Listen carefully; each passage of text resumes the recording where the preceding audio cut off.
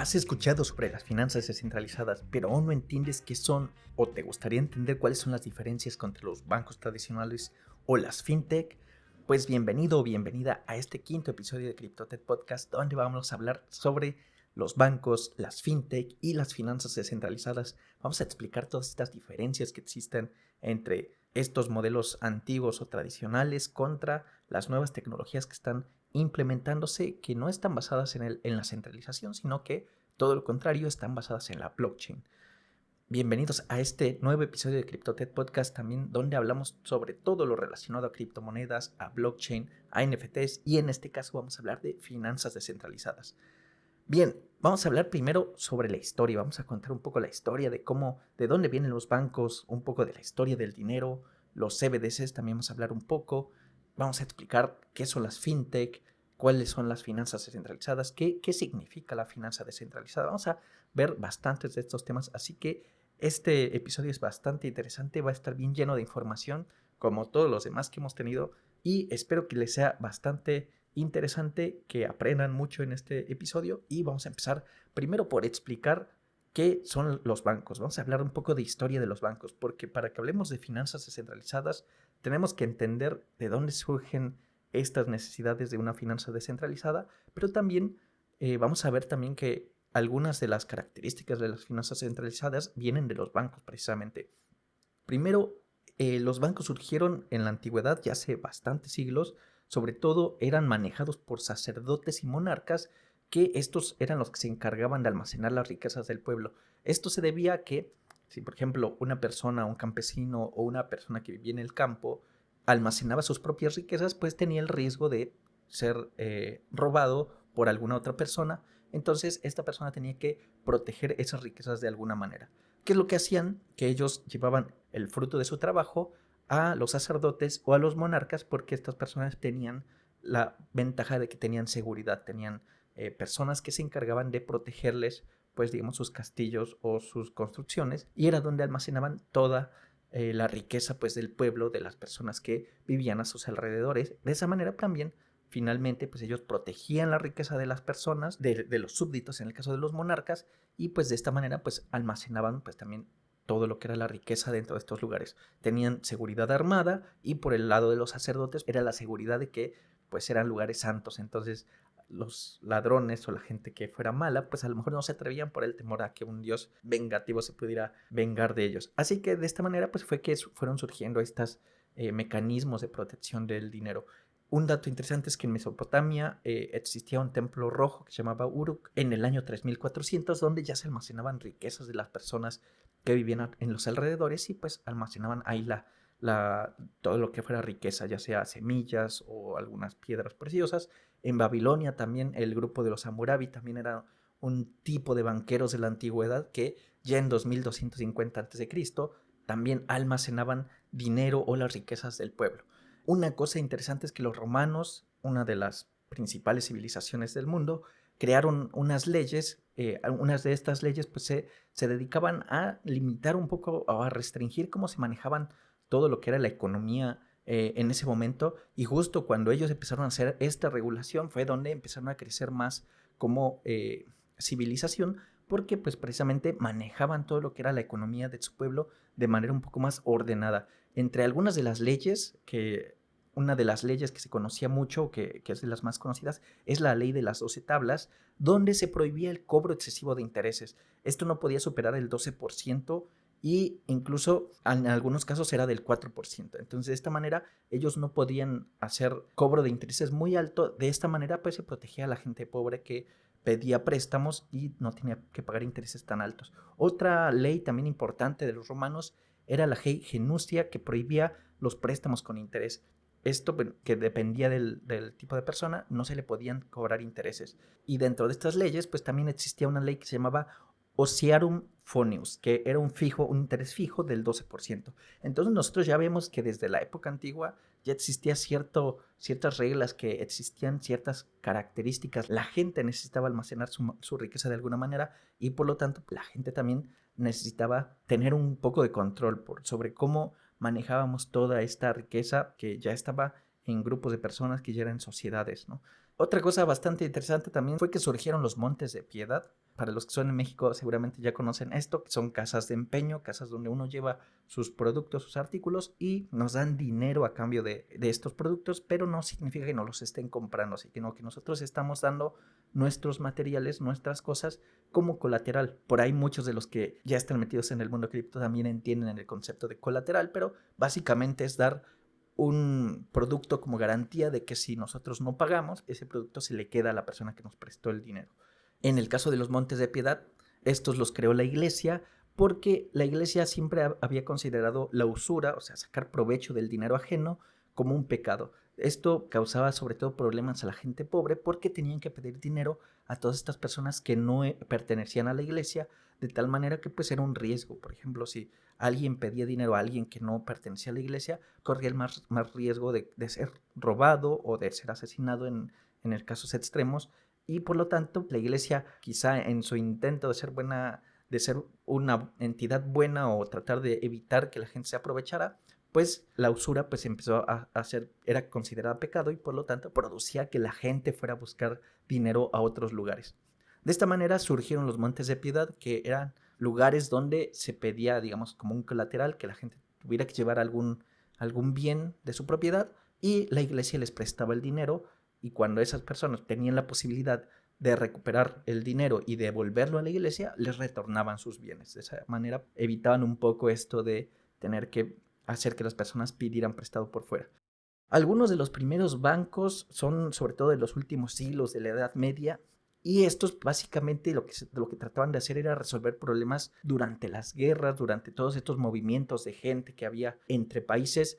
Y otro punto también bastante importante es que intentaban sustituir el dinero que funcionaba en ese momento con oro.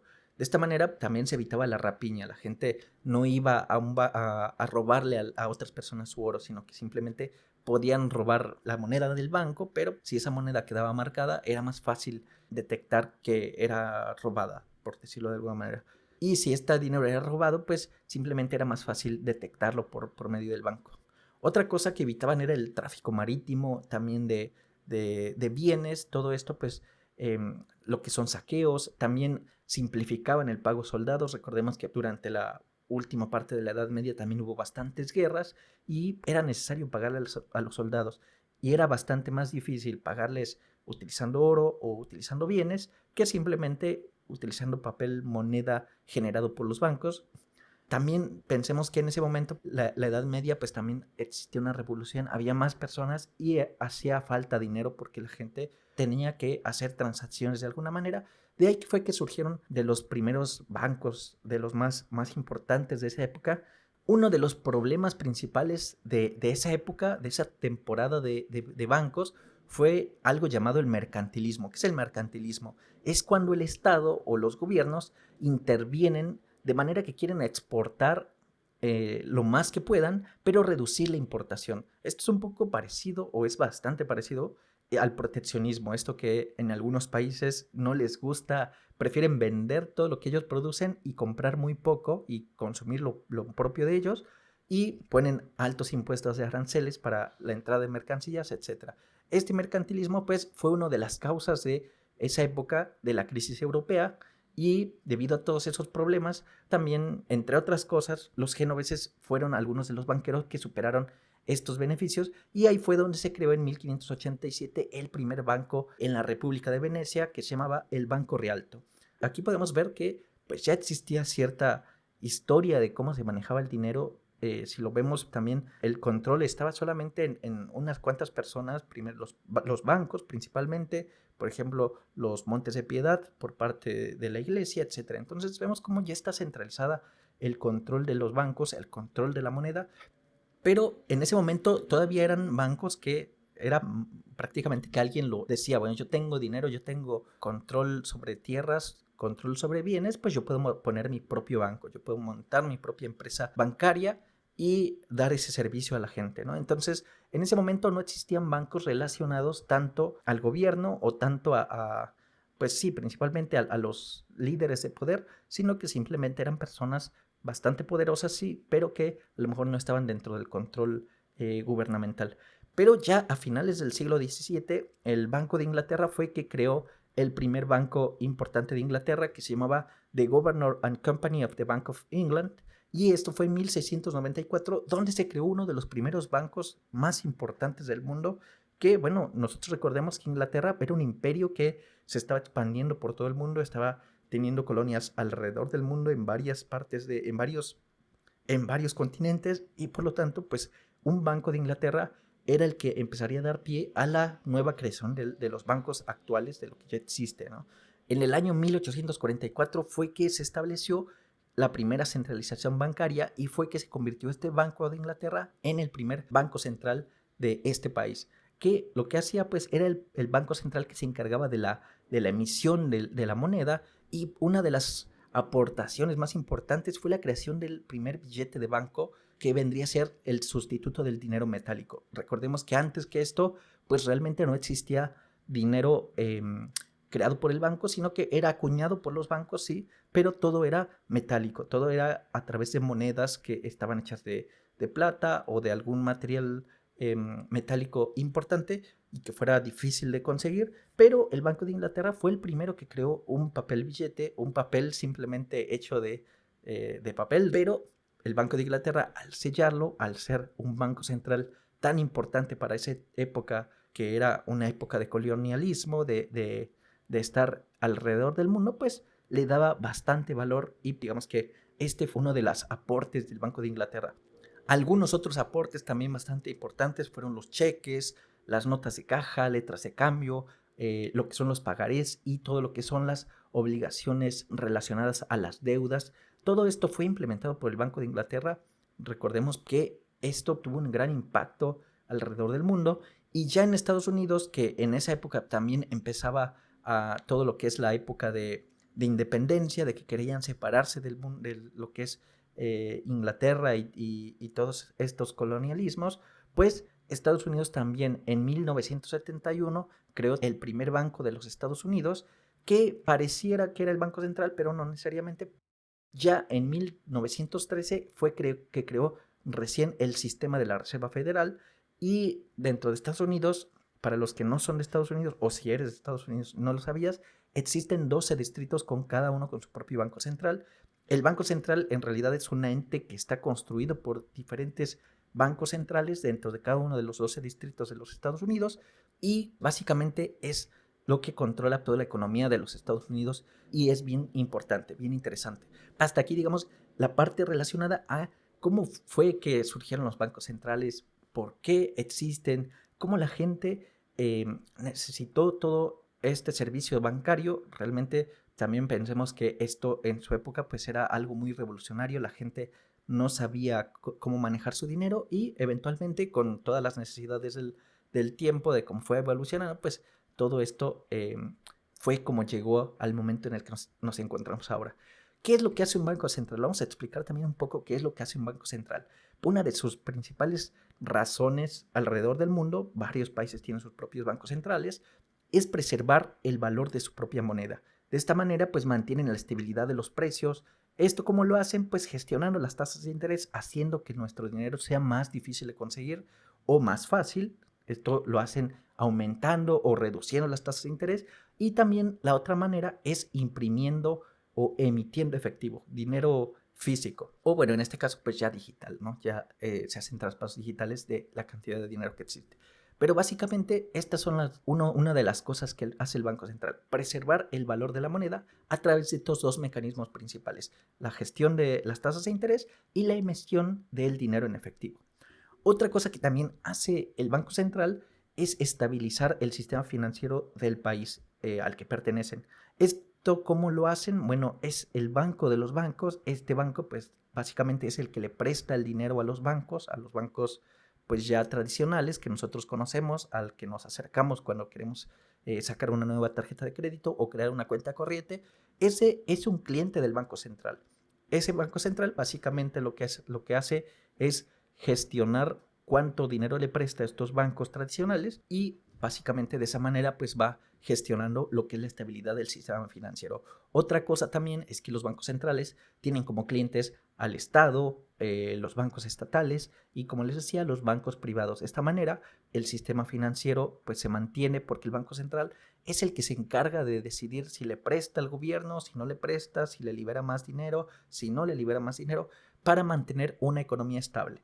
¿Cómo lo hacen? Pues hay mucha gente que está trabajando en los bancos centrales, economistas que saben bastante sobre la economía, que claramente todos los economistas, como todos los seres humanos, tenemos intereses personales que también pueden estar afectando esas decisiones. Por eso es que los bancos centrales durante mucho tiempo han sido bastante cuestionados porque pues finalmente son manejados por personas.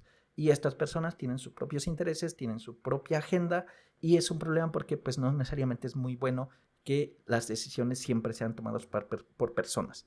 Otra característica importante de un banco central es que en teoría son independientes del gobierno. De esta manera, el gobierno no puede impactar, no puede influir sobre la gestión que hace un banco central sobre la moneda, porque si, por ejemplo, sobre todo en los gobiernos democráticos, y bueno, no digamos nada de los gobiernos dictatoriales, pero sobre todo en los gobiernos, pues podría pasar que alguien que vaya a subir al gobierno pueda decir, bueno, yo voy a imprimir más moneda o yo voy a bajar las tasas de interés. Si una persona se aprovechara de ese tipo de discursos para llegar al poder y realmente hacerlo, o sea, realmente impactar el Banco Central, sería bastante caótico porque a veces las personas que llegan al poder no necesariamente son los mejores haciendo análisis de mercado o haciendo análisis estadístico, y por eso es que los bancos centrales se separaron de lo que son los gobiernos para no tener influencia uno con el otro. Esto es bastante importante. Entonces, hasta aquí los bancos, hasta aquí cómo funcionan los bancos centrales, por qué están centralizados, cuáles son las razones de que el banco exista. Pero si ustedes están metidos en tecnología o han escuchado un poco más sobre cómo está funcionando actualmente todo lo que es el mundo de la economía, seguramente ya han escuchado también un término bastante nuevo, no tan nuevo como finanzas descentralizadas, pero por ahí se van, ¿no? Que es el término fintech. Este término viene del inglés, del anglicismo Financial Technology. ¿Qué es una fintech? Primero vamos a explicar qué es una fintech. La fintech básicamente es tecnología, tecnología que es utilizada para mejorar la prestación de servicios financieros, es decir, de servicios bancarios. Principalmente esto surge de finales del siglo XIX, cuando el dinero pues, se movía mediante telegramas, utilizando el código Morse, se utilizaba para hacer transferencias de dinero, y pues ese ya era la primera fintech que existía. Toda esta tecnología de finales del siglo XIX, aunque nos parezca muy vieja en este momento, ya se podría considerar cierto que es tecnología fintech. De acuerdo, según al profesor Douglas Harner del Instituto Asiático de Derecho de la Universidad de Hong Kong, la fintech se divide en varias etapas que él las va dividiendo por años, por temporadas de varios años. Y las fintech, pues digamos, las divide por versiones. Está la fintech 1.0, que según él comprende de 1886 a 1967, que es justo de lo que les comentaba, y está relacionada a todo lo que es infraestructura, principalmente el primer cable transatlántico de 1866 y la FedWire, que es un sistema de transferencia que es operada por la Reserva Federal y que se utilizaba para hacer transferencia de fondos utilizando el código Morse. Esto es todo lo que era la fintech entre finales de 1800 e inicios de 1900, y es bastante interesante cómo ya la tecnología empezaba a impactar en lo que era todo el servicio financiero entre los principales países, que era Estados Unidos e Inglaterra. Para este profesor Douglas Warner del Instituto de Derecho, existe otra versión, una más reciente, que es la FinTech número 2.0, que es de 1967 a 2008. Y esto, bueno, es donde empieza a surgir el cambio del analógico, de todo esto de enviar líneas y puntos a través de código Morse, a todo lo que son finanzas digitales. Ya en 1967 se creó el primer cajero automático y se estableció en 1970 el Nasdaq, que fue el primer exchange de acciones digitales, y se crea también el protocolo SWIFT, que muchos deben de conocer, que es este protocolo que sirve para hacer transferencias interbancarias. Este protocolo es quizá uno de los que más le tiene miedo al blockchain, porque pues, realmente el SWIFT ha existido mucho tiempo y ha estado centralizado por algunas cuantas empresas que son las encargadas de crear este protocolo y este estándar. De esta manera, bueno, se crea este protocolo y además existe pues ya esta conexión entre diferentes países. Por ahí, si recuerdan, cuando empezó lo de la guerra de Rusia contra Ucrania, muchos países estaban a favor o estuvieron a favor de desconectar Rusia del código SWIFT. ¿Esto qué significaba? Pues básicamente que todo lo que es Rusia ya no iba a ser aceptado dentro de este protocolo y de esta manera pues ellos le limitaban el acceso a servicios financieros y a su economía pues le terminaría afectando. Esta es una de las razones también de por qué el código SWIFT pues es bastante también cuestionado, porque pues algunas personas o algunos grupos pueden decidir si desconectan a alguien o no, y esto puede afectar toda una economía de un país. Imagínense la importancia de este sistema de protocolo SWIFT que es utilizado actualmente.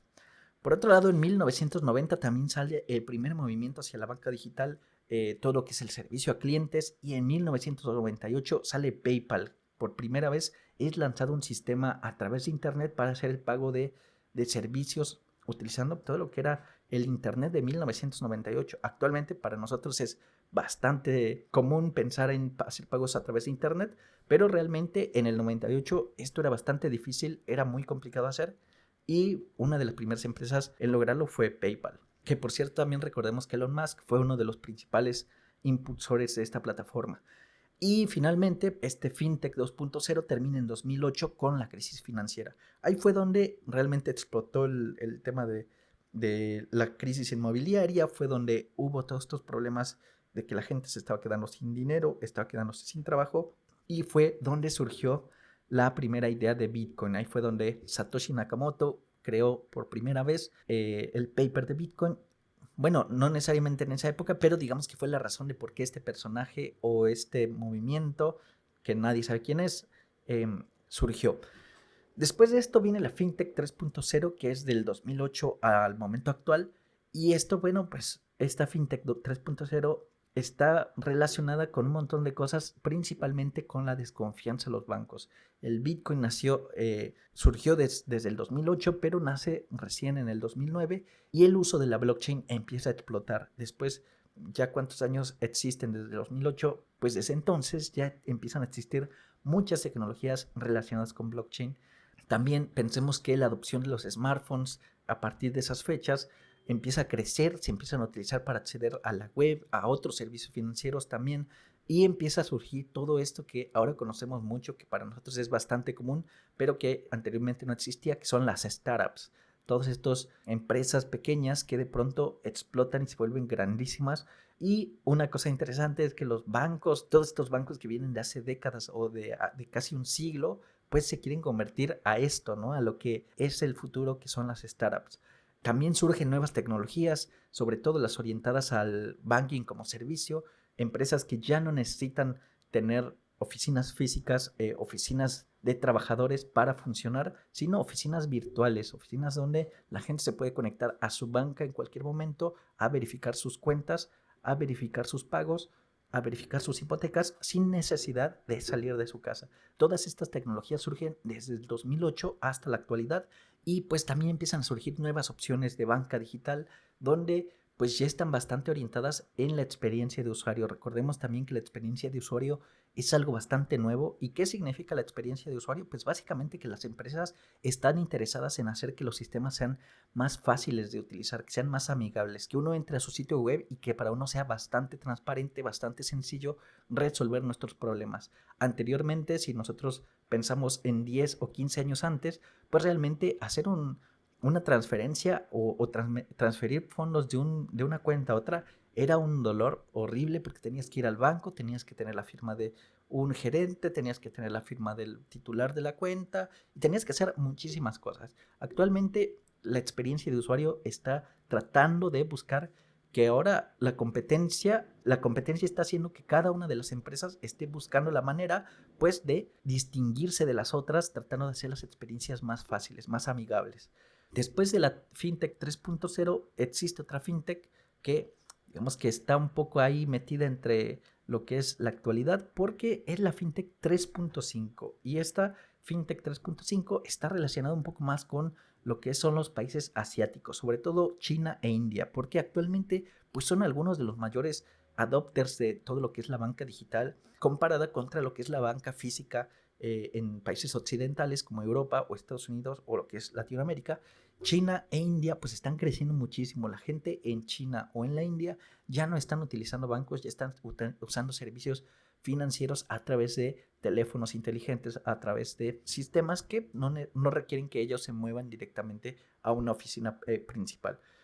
A partir de esto, entre 2008, bueno, principalmente ya finales de los 2019, 2020, sobre todo después de la pandemia, fue donde también empezó a surgir todo este mundo de las cripto. Todo este mundo de las cripto se empezó a mezclar un poco con el mundo de las fintech, de las startups, porque muchas empresas, sobre todo, empezaron a poner los ojos en lo que es blockchain, en cómo funciona el blockchain y cómo podía esto empezar a utilizarse para sustituir pues, realmente lo que es todo el mundo de la banca, de los servicios financieros.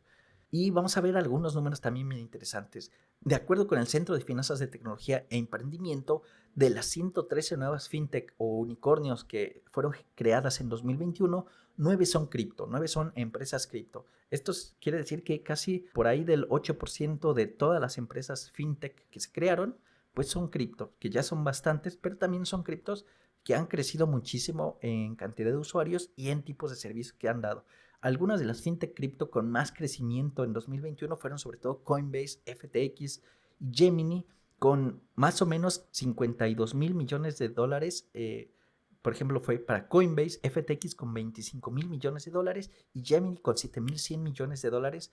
Pues en eso están valoradas. Realmente han crecido bastante. ¿Y esto por qué? Pues porque ofrecen acceso a las cripto. También recordemos que un poco puede estar relacionado a esta burbuja que existió previa al 2022, sobre todo a finales de 2020, y si la gente estuvo un poco acelerada, estaba interesada en meter su dinero rápidamente en todo esto porque creía que estaba subiendo bastante y pues la gente se emocionó y empezó a meter su dinero.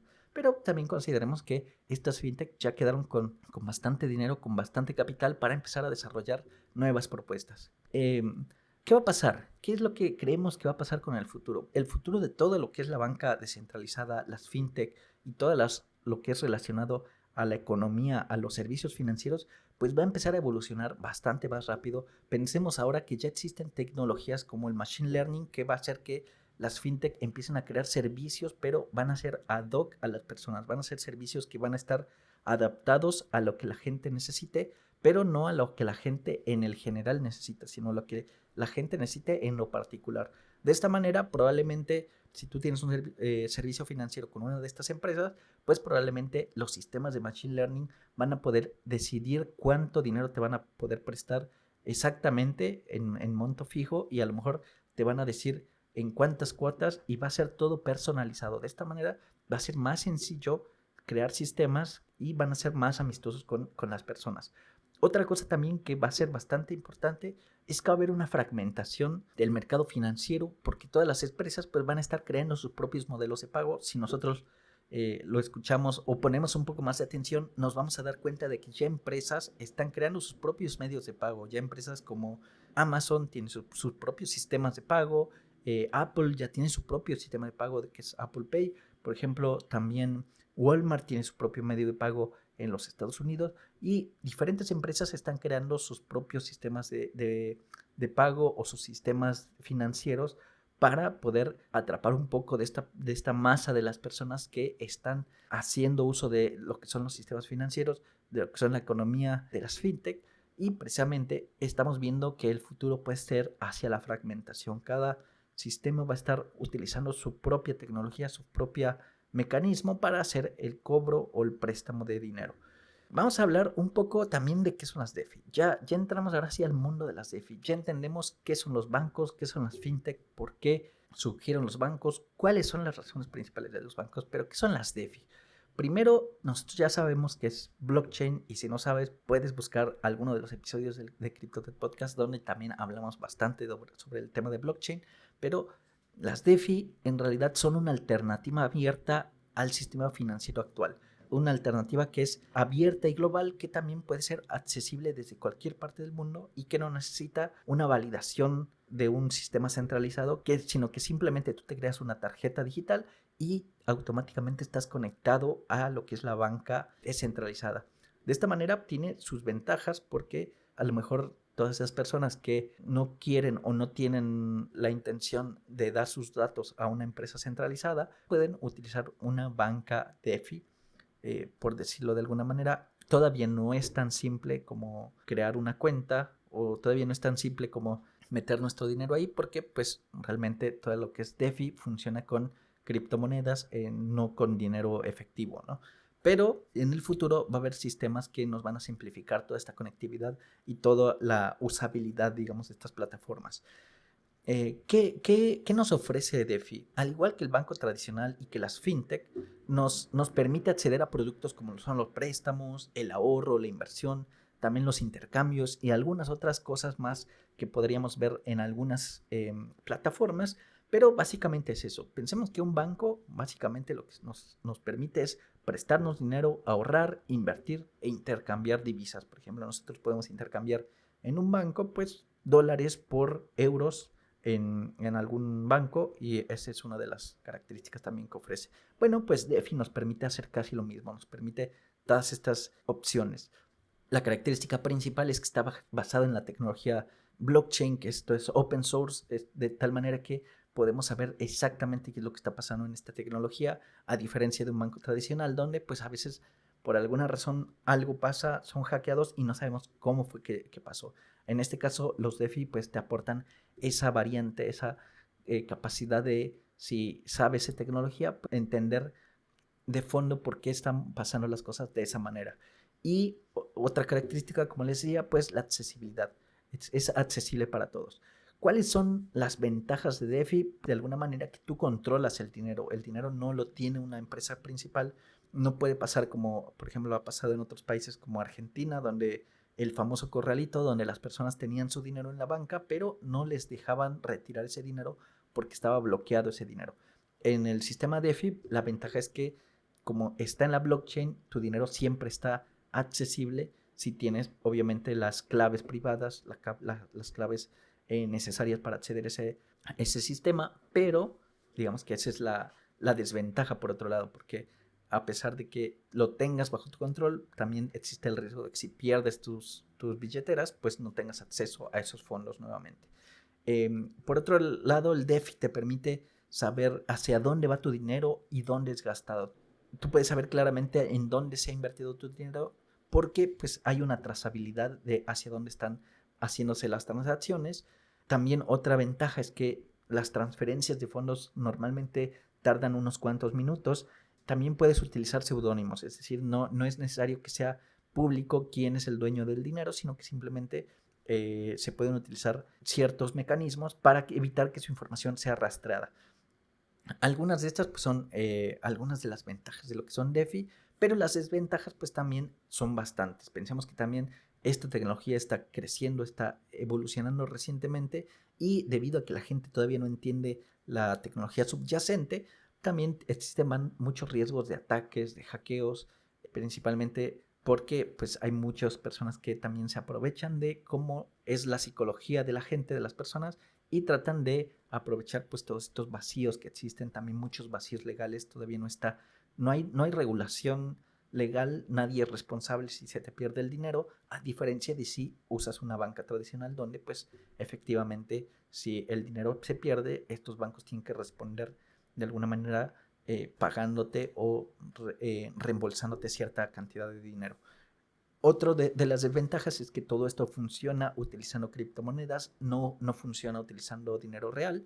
Sí funciona utilizando lo que son monedas estables, pero recordemos que existen casos de monedas estables que se han ido a cero. Un ejemplo es el de Terra, donde pues, su moneda estable realmente desapareció prácticamente porque no estaba bien implementada, y ese es un riesgo que se corre cuando nosotros invertimos en estos sistemas descentralizados. Realmente lo que estamos haciendo es metiendo dinero en forma de criptomoneda o de tokens que realmente pues no tienen un respaldo más que digamos el tecnológico. Así que es una inversión que también es bastante arriesgada. Aún quizá en el futuro vamos a empezar a ver sistemas ya más estables, donde a lo mejor puede haber sistemas que nos den más seguridad, pero por el momento todavía no existe esa tecnología, todavía no existen esos mecanismos, pero quizá en el futuro los vamos a tener. Otra cosa también importante, y digamos, una de las desventajas principales es también que se requiere algo de conocimiento técnico. No es tan simple hacer una interacción, por ejemplo, con una fintech, de las que actualmente, como les decía, han estado gastando mucho dinero en experiencia de usuario. Las finanzas descentralizadas, por otro lado, no son tan accesibles. La gente todavía no entiende mucho de cómo hacer esa conexión contra estos sistemas, y la verdad es que hace falta mucho trabajo en lo que es la experiencia del usuario, que muchas empresas ya están trabajando, pero en este momento pues realmente todavía no estamos en ese momento. Algunos ejemplos de lo que son finanzas descentralizadas, ya existen muchos, muchos muy importantes. Aquí les voy a hablar de algunos. Recuerden que esto no es una recomendación de inversión. Todas estas empresas pues también están compensando. Hay mucho riesgo si metes tu dinero en cualquiera de estas, así que no estoy recomendándolas, sino que simplemente les hablo de cuáles son algunas de las características que estas empresas poseen, y que en el futuro puede ser que existan algunas otras que nos traigan alguna tecnología más interesante, pero no necesariamente les recomiendo que inviertan en estas, porque pues realmente sabemos que este es un mercado donde hay que hacer bastante investigación y hay que entender de fondo por qué están funcionando las cosas antes de meter nuestro dinero en cualquier proyecto de estos. Primero vamos a hablar de AVE. AVE es un mercado de liquidez no custodiado, es decir, que nadie posee el dinero como tal, sino que es como está dentro de la blockchain, pues el mismo sistema es el encargado de hacer esa custodia. Todo lo que son las personas acreedores crean un pool de préstamos, es decir, todos los que quieran prestar su dinero lo meten a un pool que es como un conjunto de tokens que están disponibles para ser prestados, y los prestatarios, todas estas personas que necesitan dinero, obtienen liquidez pagando una tarifa de interés. Esto significa que básicamente, como cualquier banco, el banco te presta, si tú pides prestado, luego para pagar tienes que pagar un interés. Esto permite usar todo lo que son los tokens que han sido depositados como colateral, y puedes pedir préstamos. Por ejemplo, si tú tienes Bitcoin, tú puedes dar tu Bitcoin como colateral, un poco parecido a lo que son los Montes de Piedad, donde tú llevabas a lo mejor tu televisor o a lo mejor llevabas tu teléfono y te prestaban dinero. Bueno, en este caso tú vas a llevar tu Bitcoin, y por ese Bitcoin te van a dar una parte de dinero, de tokens que tú vas a poder utilizar en cualquier cosa. ¿Esto qué significa? Que si tú, por ejemplo, das un Bitcoin y el Bitcoin está actualmente en $20,000, probablemente el sistema de AVE, en vez de darte $20,000, te va a dar $10,000. Tú no estás perdiendo tu Bitcoin, todavía eres dueño de ese Bitcoin, siempre y cuando pagues esos $10,000. Pero si no pagas esos $10,000 o los intereses, llegado cierto tiempo o llegado a cierta situación, ese Bitcoin se va a vender a un costo bastante barato, no a los 10,000, pero a un costo barato, para recuperar esa liquidez y de esta manera pues hacerte el cobro. Y ahí es donde tú perderías ese Bitcoin si no terminas pagando. De esta manera pues el sistema lo que hace es que tú puedes pedir prestado dando en garantía ciertos tokens o ciertas criptomonedas. De esta manera pues puedes obtener liquidez sin deshacerte de tus criptos.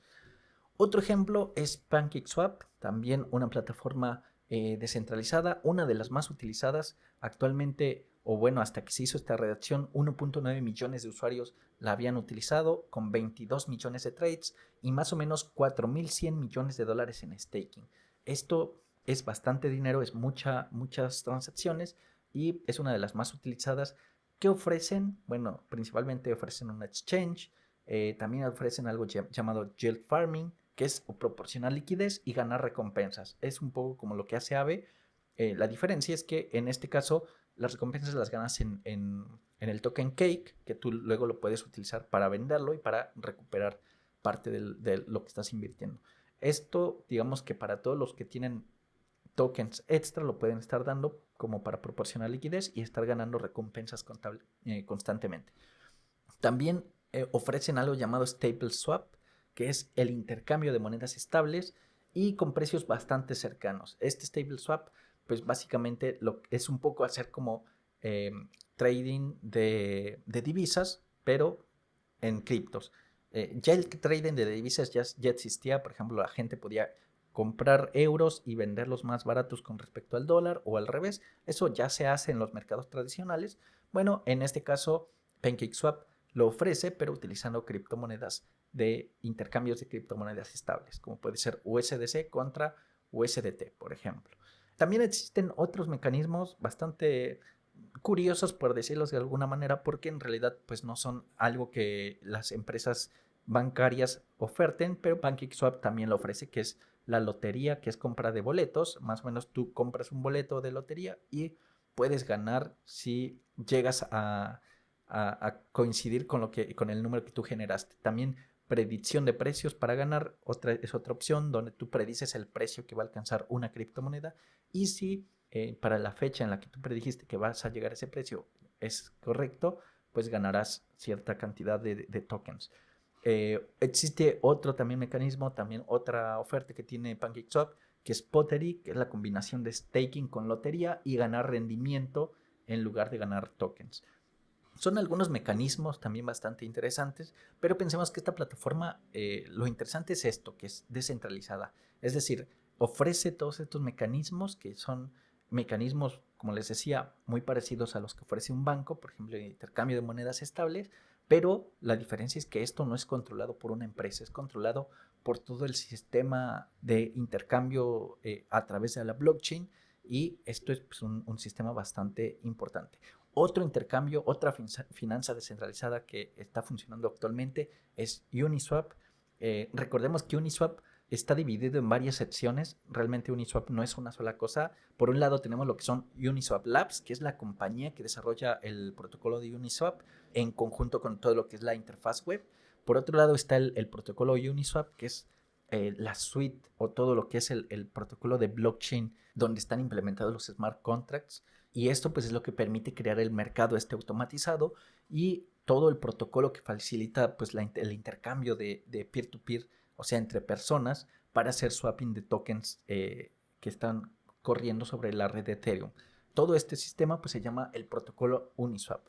Y por otro lado está la interfaz Uniswap, que es pues la interfaz web donde podemos ver que existe pues la interacción con todo el protocolo. Es la interfaz donde todas estas opciones que existen pues van a estar permitidas. Y Uniswap también permite algunos mecanismos parecidos a los que permite PancakeSwap. La diferencia pues es que funciona sobre el protocolo ERC20 de Ethereum. Estos son algunos ejemplos de finanzas descentralizadas. Realmente piensen que pues todo este sistema permite que nosotros accedamos a servicios parecidos a los que ofrecen los bancos, con la diferencia de que, pues les comentaba, esto es un poco más difícil de acceder porque necesitas un poco más de conocimiento técnico, pero por otro lado tiene la ventaja de que no está centralizado y no es un solo banco el que controla todo esto. Ahora, ¿cuál es la diferencia o cómo esto va a impactar en el futuro de los bancos centrales? Pues todavía vamos a verlo porque está empezando a haber más regulaciones. Todos estos protocolos, pues si un banco central quisiera controlarlo, pues no va a poder porque realmente todo esto está controlado por toda la comunidad y es bastante más difícil apuntar con el dedo a una sola persona y decir, esta es la culpable de algún problema, ¿no? Pero ese también es un poco la ventaja o su bendición y su maldición, porque por un lado no pueden culpar a nadie si esto tiene problemas, pero también si tiene problemas tampoco podemos tener el respaldo de nadie, ¿no? Es importante que siempre analicemos antes de invertir en todos estos sistemas. Lo interesante aquí es hacia dónde se está moviendo todo este mundo de las finanzas descentralizadas. Lo importante o también lo que les recomiendo es que vean todas estas ventajas que puede ofrecer y qué posibles soluciones podríamos encontrar a problemas que tenemos actualmente y que seguramente van a ser problemas que tengan que resolver, y por ahí puede ser un buen medio para invertir, para buscar esas posibles soluciones y meterle un poco de trabajo en eso, porque seguramente en el futuro vamos a necesitar también personas que sean expertas en finanzas descentralizadas para a lo mejor ser gestores de portafolios en estos sistemas. Por ejemplo, tú podrías crearte una empresa que se encargue de utilizar todos estos sistemas descentralizados para llevar tu portafolio de inversión, por ejemplo, en vez de depender de un banco o de depender de un sistema central. Así que, pues nada, esto es lo relacionado a todo lo que son las fintech. Ya vimos también un poco la historia de los bancos, la historia de las fintech y por qué las finanzas descentralizadas pues son bastante distintas a lo que ha venido existiendo durante bastantes siglos. Espero que les haya gustado este episodio de CryptoTech Podcast y nos escuchamos en el siguiente. Chao.